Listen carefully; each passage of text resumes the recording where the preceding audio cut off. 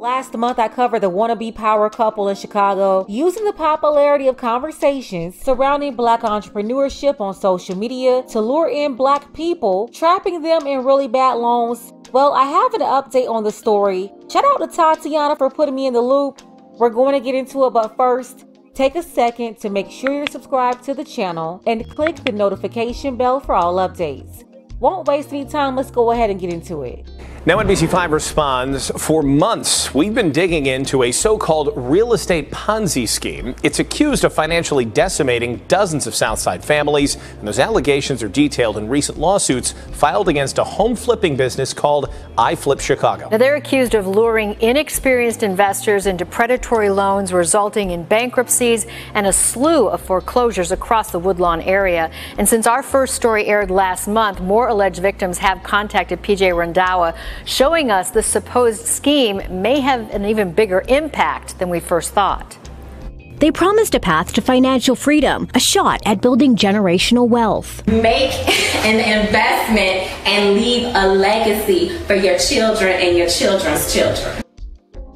She said, leave a legacy for your children and your children's children. At this point, anytime I hear anybody talking like this and using those words, I don't even trust them. Legacy is a very popular word now, used by scammers. They've been using this word for years. Jay Morrison even had the Legacy Center, remember, in East Point, Georgia, then painted the building black to supposedly make a statement and represent some sort of Black pride, when in reality, people like him and this Chicago couple, they're just throwing out these words to lure in victims they plan to destroy financially and hustle, making lots of money for themselves while taking everything away from the people they're supposed to be helping. I don't care who it is. If it's a chameleon trying to trick a man, she's going to bring up that word legacy.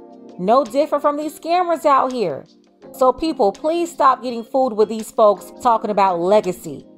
Ramo and Michelle Bay run iFlip Chicago, and if you have a little bit of money to invest, they claim to provide everything else you need to successfully flip a home, from the contractors to the funding. We have over $30 million of rehab funding. But according to 2 lawsuits, Ramo Bay allegedly lured inexperienced investors into signing up for predatory loans with him.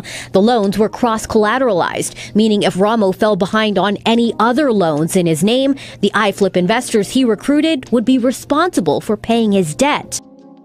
Oh yeah, a Black wannabe power couple doing this to other Black people. They should be ashamed of themselves.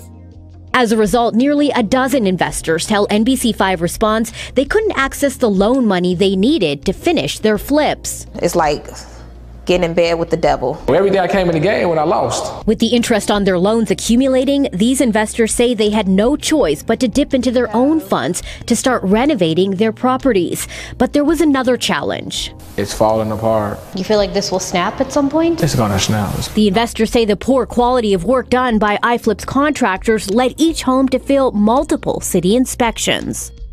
Crazy. They went around hiring people who didn't have a clue what to do while bragging about having access to $30 million.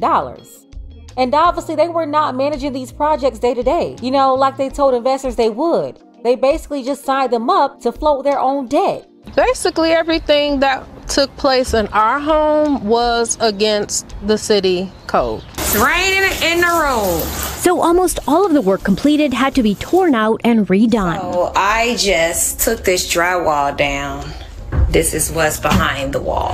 I'm over $100,000 into this property. Tiffany Brown was ultimately able to complete the renovation on her own, but Deshaun Carr and Miranda Booker's properties ended up in foreclosure. It's sitting here because nothing else could be done. Why?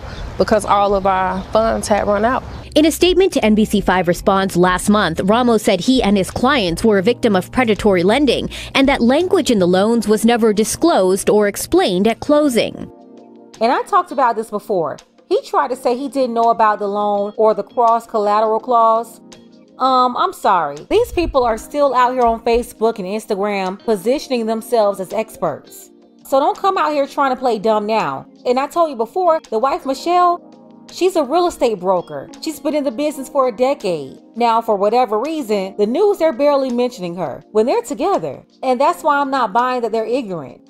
In my opinion, they knew exactly what was going on, and the only people who didn't know are the ones that got to turn over $100,000, $200,000, lots of money here. I also told you before that they scammed Michelle's cousin out of $200,000. So if they would do that to her own cousin, these other folks didn't stand a chance.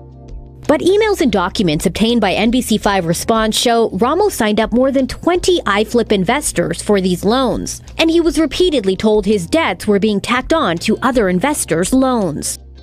Yeah, I'm not buying it. At some point, they found out about that cross-collateral clause, and they're being accused of signing up more people. And that's what I really want to know. Where's the first correspondence from the lender or some document disclosing the payment from the failing loans, those payments being charged to the other loans? I think the investors should try to find that out. Other investors' loans. The lawsuits offer a possible motive for all of this. They accuse him of conspiring with the lender, Envision Funding, to profit off the pricey loan extension fees many investors paid to avoid defaulting on their loans. I paid $95,000. The extensions and everything was another $30,000. Ramo denies that allegation, but his denials don't explain this. On Deshaun's closing paperwork from 2021, Ramo lists himself as a loan officer for Envision Funding. He created a system that he can make money through the whole process without putting no money up and without no risk. So they got a commission from the lender on all of these extra fees. And then this one man paid $95,000 on extensions from one loan? That would also explain why they didn't care about how long it took to repair the homes and get them back on the market. iFlip and the lender, they both made more money holding the property up and having these folks dig into their own funds to avoid default, only for most of them to end up in foreclosure anyway. This is really bad, really bad. They kept taking, getting money from the deals when the company didn't put a dime up of their own money. They just made the investors pay and then negotiated a cut on the profit. It's another strand of a web that has led more than a dozen iFlip investors into foreclosure. This ain't just a bad situation. This was a scheme. Last month, Ramo Bey agreed to do an interview with us, and he even posted online about how he was looking forward to defending himself in court. Well, Ramo did not respond to our latest request for that interview, and neither he nor his attorney has shown up in court to answer to those 2 civil lawsuits he's facing from iFlip investors in Cook County. Meantime, the president of Envision Funding told us they are unable to comment on pending litigation. PJ Randawa, NBC5 responds. It's a lot of real estate scammers running around, stealing millions of dollars every day from working people that's trying to be responsible with their money, thinking about business and real estate instead of blowing money fast. That's how people like the Bays get over on them. Playing on their emotions, getting over, talking about legacy. People, be careful out there because these scammers are ruthless out here. They'll wipe out your whole bank account and go on vacation. Hopefully the investors are successful in holding them accountable. I can already tell if anybody's going to be held accountable, it's going to be Ramo. You have iFlip owned by a husband and wife. They're both in cahoots together, but the news is only consistently bringing up his name as if the wife had nothing to do with it.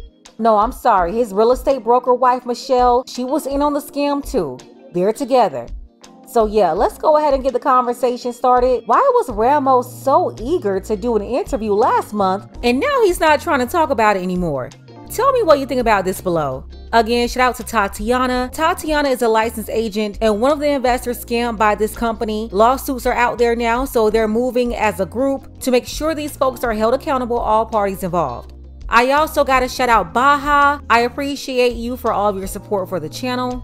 Don't forget that you can support this channel as well. Links to Cash App and PayPal are below. Ladies, fellas, want a balanced analysis, want the truth from a woman's perspective? Then you're going to want to subscribe to this channel and don't forget to like and share.